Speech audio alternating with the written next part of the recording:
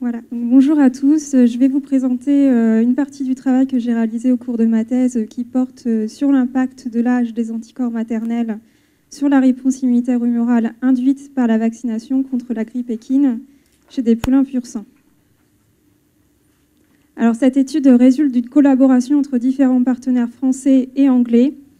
Et je tenais à remercier l'Europe et les institutions françaises, dont l'IFCE, pour leur source de financement. Et je tenais également à remercier les vétérinaires qui ont participé à cette étude. Donc, le virus influenza équin est considéré comme l'un des pathogènes respiratoires le plus important des équidés en raison de sa forte contagiosité, de sa haute prévalence dans de nombreux pays et pour son réel impact économique pour la filière équine. Il s'agit d'un virus à ARN appartenant à la famille des orthomyxoviridae et au genre influenzavirus de type A.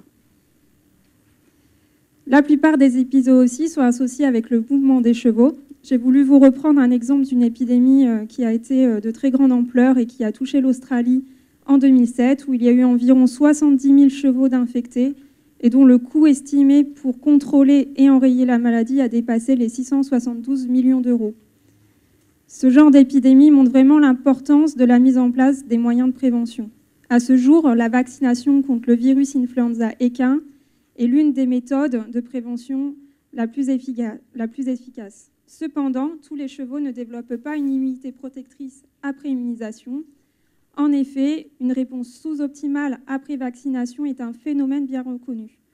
Ces chevaux, que l'on appelle faibles répondeurs à la vaccination, sont partiellement protégés et peuvent développer une forme subclinique de la maladie. De plus, ces chevaux peuvent excréter de très grandes quantités de particules infectieuses sur une période de temps significative et ainsi contribuer à la propagation de la maladie.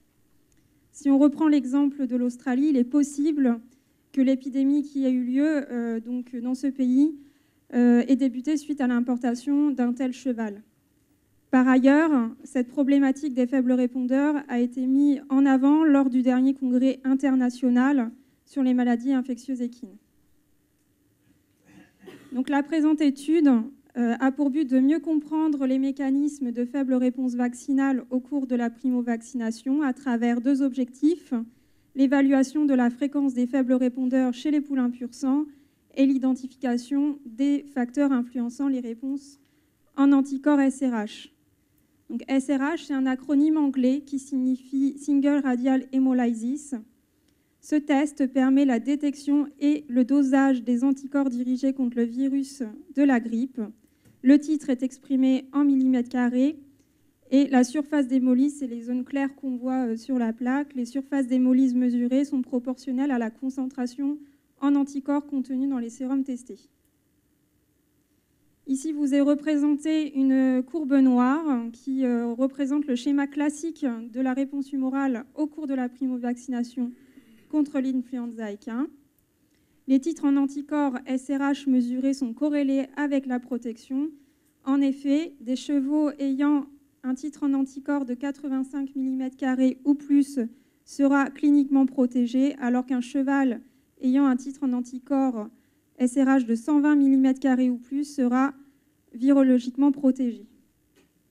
Donc, contrairement aux chevaux faibles répondeurs qui sont représentés ici par la courbe rouge, en fait, ces chevaux sont incapables d'obtenir des titres en anticorps SRH pouvant atteindre les seuils de protection.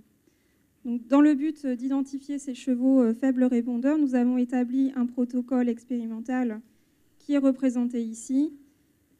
Donc, en fait, on a fait différents prélèvements tout au long du protocole vaccinal. Des sérums ont été collectés au moment de la première immunisation pour évaluer la présence en anticorps maternels.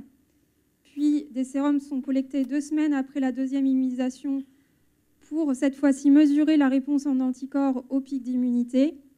2 autres prélèvements, P3 et P4, qui vont, eux, évaluer la fenêtre de susceptibilité qui se trouve entre les injections V2 et V3.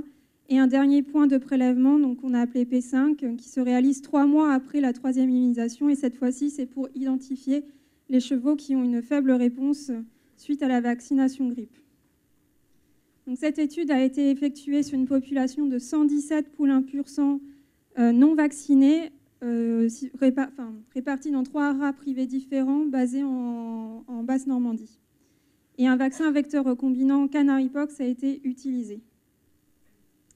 Donc, en termes de résultats, lorsqu'on fait un ajustement sur V1, c'est-à-dire V1 égale V0, on peut voir que la réponse en anticorps SRH mesurée après immunisation suit un schéma classique avec une augmentation du titre en anticorps brièvement après V2, suivie par une diminution du titre jusqu'au 3e rappel d'immunisation.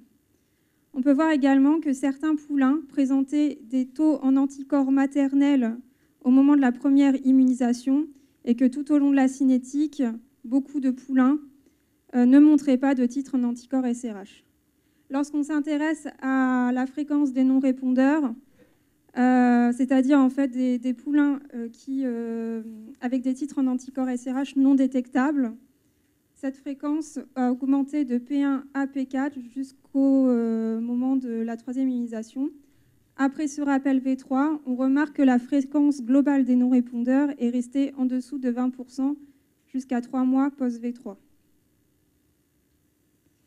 Donc, quand on passe à l'analyse par régression multiple, celle-ci nous indique que l'âge à la première immunisation a un impact significatif sur les titres en anticorps SRH quand ils sont mesurés donc au pic d'immunité et 3 mois post-V3.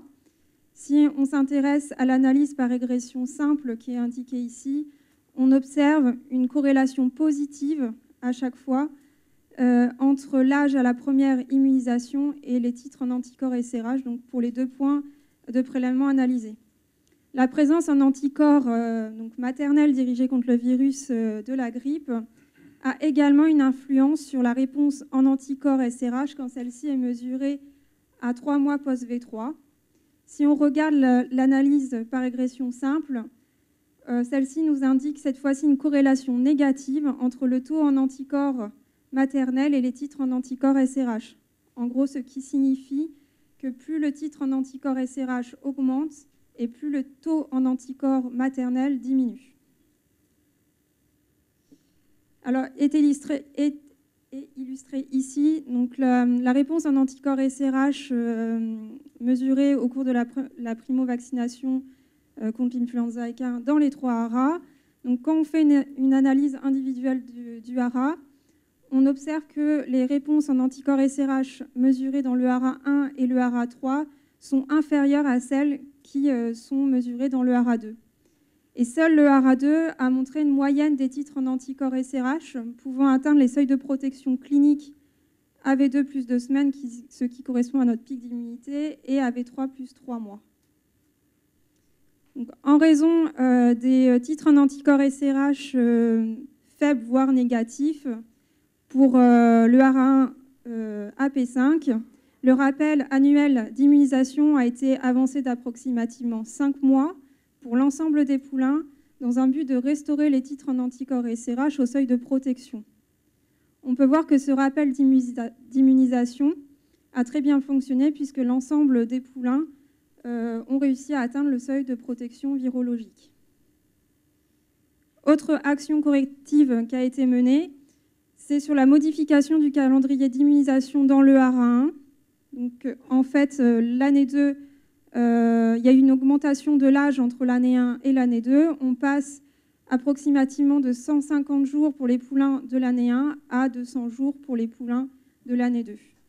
Et lorsqu'on regarde la réponse en anticorps SRH mesurée AV2 plus 2 semaines, donc au pic d'immunité, on peut voir qu'il y a une différence significative par rapport à l'année 1.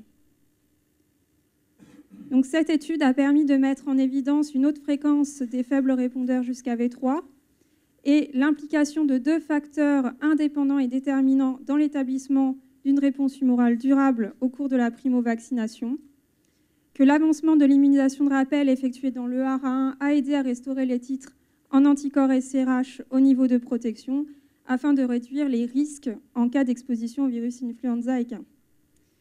Et que la modification du calendrier d'immunisation dans le hara 1 durant la 2e année a probablement joué un rôle important dans l'augmentation des titres en anticorps SRH comparativement à l'année 1. Donc, ce qu'il faut retenir, c'est qu'une immunisation trop précoce semble induire une réponse humorale sous-optimale en dessous des taux de protection, que l'évaluation du statut sérologique est un puissant outil pour évaluer l'immunité protectrice et mettre en œuvre des mesures correctrices, comme cela a été fait dans le HARA 1.